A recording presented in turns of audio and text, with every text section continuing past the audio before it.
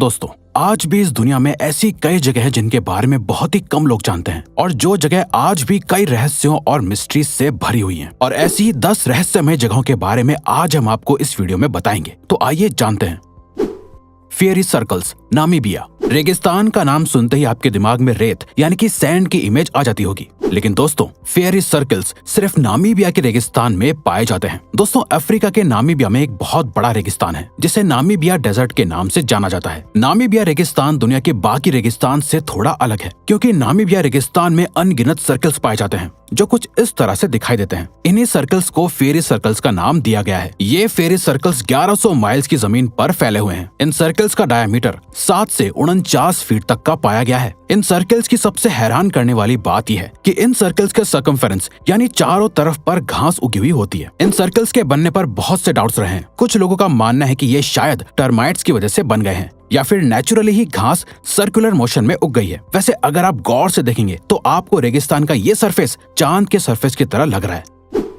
The great blue hole, Belize, central America. The great blue hole central America के Belize शहर के समंदर में पाया जाता है। दोस्तों, ग्रेट ब्लू होल असल में एक मरीन सिंक होल है जिसे आप एक समंदरी गड्ढा भी कह सकते हैं। इस होल की शेप सर्कुलर है जिसका कुल सरफेस एरिया 70,650 स्क्वायर मीटर्स है। इस होल की हैरान करने वाली बात यह है कि इसका पानी बाकी के समंदर के पानी के मुकाबले में बहुत साफ है, जहाँ पर अक्सर लोग स्कूबा डाइविंग करने के लिए आते हैं और इस जगह पर लोगों को बहुत ही अलग बायोडाइवर्सिटी देखने को मिलती है। इस ग्रेट ब्लू होल का डायमीटर 1043 फीट है और इसकी गहराई लगभग 407 फीट है। रिसर्चर्स के मुताबिक ये गड्ढा हजारों सालों के फॉर्मेशन के बाद बना है। ऐसा भी माना जाता है कि ये ब्लू होल असल में पहले एक आइलैंड हुआ करता था जो जियोलॉजिकल चेंजेस की वजह से एक गड्ढे में तब्दील हो गया है। दोस्तों, ये जगह टूरिस्ट्स को बहुत पसंद आती है क्योंकि ये वाकई में बहुत खूबसूरत है।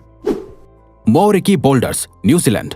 दोस्तों, ये जो बड़े बड़े पत्थर आपको नजर आ रहे हैं इन्हीं को मोरिकी बोल्डर्स कहा जाता है। ये बोल्डर्स न्यूजीलैंड के कोकोहे बीच पर पाए जाते हैं। आर्कियोलॉजिस्ट्स के मुताबिक ये पत्थर लगभग 6.5 करोड़ साल पुराने हैं। हर एक बोल्डर का वजन लगभग 1 टन के बराबर है और एक बोल्डर की ऊंचाई लगभग 2 मीटर की है और डायामीटर भी 2 मीटर का ही है। माओरी के पुराने लोगों के मुताबिक ये बोल्डर्स असल में किसी टूटे हुए शिप के टुकड़े हैं जो समंदर में तैर तैर के बीच के किनारे पर पहुंच गए हैं। ये बोल्डर्स ऊपर से ग्रे कलर के नजर आते हैं, लेकिन ये अंदर से और भी ज्यादा रहस्यमय लगते हैं। अगर आप किसी टूटे हुए बोल्डर को देखेंगे तो आपको पता चलेगा कि ये अंदर से रेडिश हैं, जो वाकई हैरान करने वाली बात है। खैर दोस्तों, हर साल लाखों लोग स्पेशली इन बोल्डर्स को देखने के लिए कोकोहे बीच पर जाते हैं। ये बोल्डर्स टूरिस्ट को बहुत अट्रैक्ट करते हैं।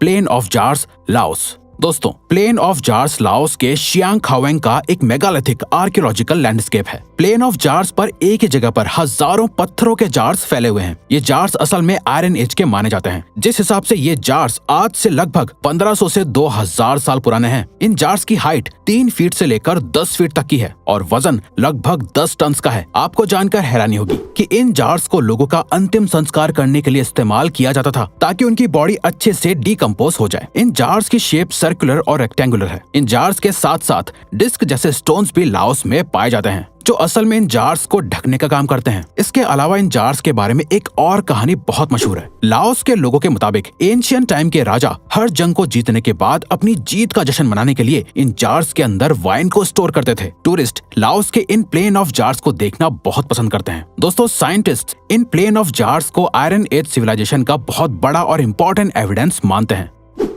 Lake Maracaibo, Venezuela. Lake Maracaibo Venezuela के नॉर्दर्न इलाके में मौजूद है जिसे स्पेनिश में लागो दे मैराकाइबो कहा जाता है। ये लेक साउथ अमेरिका की सबसे पुरानी और अर्थ की ओल्डेस्ट लेक्स में से एक है। साइंटिस्ट के मुताबिक ये लेक एंडीज माउंटेन में से 36 मिलियन ईयर्स पहले बनी थी। दोस्तों, ये लेक अपने आप में बहुत खास है। असल में दोस्तों, मैराकाइबो लेक और उसके पास की लैंड ऑयल और गैस का बहुत अच्छा रिसोर्स है। बल्कि मैराकाइबो लेक तो वेनेजुएला के ऑयल प्रोडक्शन का इकलौता साधन है, लेकिन मैराकाइबो लेक असल में एक और चीज के लिए बहुत मशहूर है। दरअसल दोस्तों, मैराकाइबो लेक पर सबसे ज्यादा बिजली गिरती है। इस लेक के ऊपर हमेशा काले घने बादल छाए रहते हैं और रोज रात को यहाँ पर बहुत ज्यादा बिजली गिरती है। लेक मैराकाइबो में 1 मिनट के अंदर 28 बार बिजली गिर जाती है। बिजली गिरने के इस फिनोमेना को काटाटुम्बो लाइटिंग कहा जाता है।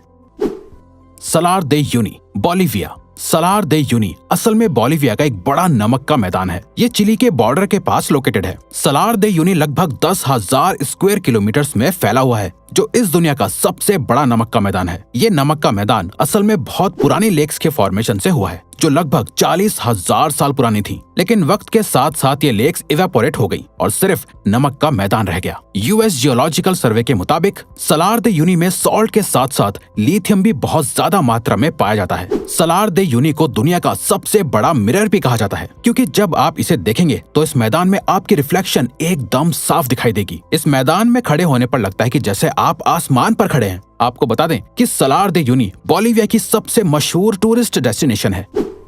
Tianzi mountains, China. Tianzi mountains south central China के हुनान रीजन में है। तियानजी माउंटेन्स अपनी नेचुरल ब्यूटी के लिए बहुत ही ज्यादा मशहूर हैं। आप इन तस्वीरों में इन माउंटेन्स को देख ही सकते हैं। तियानजी माउंटेन की सबसे ऊंची चोटी को कुनलुन पीक कहा जाता है, जिसकी कुल ऊंचाई 1262.5 मीटर यानी 4142.2 फीट है। इस माउंटेन का नाम चाइना की मिंग डायनेस्टी के एक फार्मर शियांग वांग तियानजी के ऊपर रखा गया है। तियानजी माउंटेन्स में ग्रीन स्टोन्स भी पाए जाते हैं और तो और इस वैली का मौसम भी रिगरसली। Flying geyser, Nevada. दोस्तों, फ्लाइंग गीजर यूएस के नेवाडा में है। फ्लाइंग गीजर एक नेचुरल गर्म पानी का झरना है जो असल में गलती से डिस्कवर हो गया था। दरअसल दोस्तों, एक बार एक आदमी खेती करने के लिए खुदाई कर रहा था, जब अचानक से जमीन में से गरम गरम पानी निकलने लगा, जिसका टेम्परेचर लगभग 200 फ़ारेनहाइट था, जिसके बाद इस पानी ने एक झरने का रूप ले लिया था। आज के वक्त में ये फ्लाइंग गीजर लगभग 74 एकड़ में फैला हुआ है। ये फ्लाइंग गीजर देखने में बहुत सुंदर लगता है। 2016 में बर्निंग मैन प्रोजेक्ट ने इस फ्लाइंग गीजर समेत आसपास की लैंड को $6.5 मिलियन में खरीद लिया था, जिसके बाद उन्होंने इस जगह पर आने के लिए सिर्फ कुछ ही लिमिटेड लोगों को एक्सेस दिया है। Dragon blood tree, Yemen. आपने इंसान और जानवरों के शरीर में से तो अक्सर खून निकलते हुए देखा होगा, लेकिन क्या आपने किसी ऐसे पेड़ के बारे में सुना है जिसके अंदर से खून निकलता है? दरअसल दोस्तों, यमन देश के सोकोट्रा आइलैंड में ड्रैगन ब्लड नाम का पेड़ है, जिसके अंदर से वाकई में खून निकलता है। इस पेड़ को सोकोट्रा ड्रैगन ट्री भी कहते हैं। इस पेड़ की शेप किसी अम्ब्रेला की तरह होती है। असल में इस पेड़ के अंदर से लाल रंग का एक रस निकलता है, जिसे लोग खून बोलते हैं। वैसे इस लाल रंग के रस से इंसान के खून में बनने वाली बहुत सी बीमारियां दूर होती हैं। इसके अलावा इस रस का इस्तेमाल लोबान वाले आइटम बनाने के लिए भी किया जाता है। दोस्तों, इस रहस्यमय पेड़ को देखने के लिए हर साल लाखों लोग यमन जाते हैं। आइस केव, आइसलैंड। आपने मूवीज में तो बहुत बार बर्फ की गुफा देखी होगी, लेकिन क्या आप जानते हैं एक बर्फ की गुफा असल में एग्जिस्ट करती है। आइसलैंड में एक ऐसी गुफा है जो पूरी तरह से बर्फ से बनी हुई है। आपको जानकर हैरानी होगी कि ये गुफा 320 फीट से भी ज्यादा गहरी है। दोस्तों, इस गुफा के अंदर का टेम्परेचर बहुत ही ज्यादा लो होता है, इतना कि कोई भी इस गुफा के अंदर 30 मिनट से भी ज्यादा नहीं रुक सकता है। दोस्तों, जैसे बर्फ कभी पानी जैसी नजर आती है तो कभी बादल जैसी, ठीक उसी तरह इस गुफा का कलर भी अक्सर बदलता रहता है। कभी तो ये गुफा नीली दिखाई देती है तो कभी एकदम दूध जैसी सफेद दिखाई देती है। तो दोस्तों, अब अगर आपको ये वीडियो अच्छी लगी और आप आगे भी ऐसी ही अमेजिंग वीडियोस देखना चाहते हैं तो प्लीज हमारे चैनल को सब्सक्राइब करके ऑल नोटिफिकेशन बेल को ऑन कर दो, ताकि हमारी फ्यूचर वीडियोस का नोटिफिकेशन सबसे पहले आपके पास आए। So till then keep learning, keep growing.